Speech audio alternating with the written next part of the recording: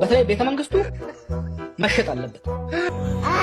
ቤተ መንግስቱ መሸጥ አለበት። ከጃዋር መሐመድ በጣም ትልቅ ካልኩሌሽን ሸርቻ አምጥቻለሁ ከሚለው ሐሳብ በላይ ያምቦ ኮኮብ አጫሉ እንደሳ ቦንሳ ጅርቱ የምትል ቃል ትግል መርታል። አክቲቪስት ጃዋር መሐመድ የሐኪሞች ደሞዝ እንዲጨመር መንግስት ቤተ መንግስቱን ይሽጥ ሲል ተመለከትኩት።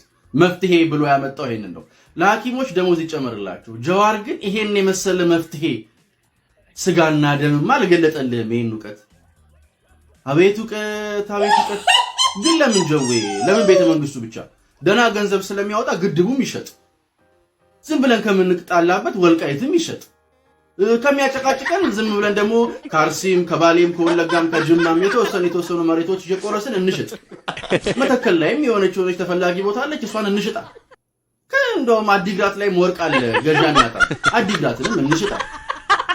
ምን እንደውም ለምን ከዚህ ሁሉ አዲስ አበባን ሳንሸጣት አንተ ካልን ኢትዮጵያ ተሽጣ ድርሻችን ይሰጠን ትላለህ።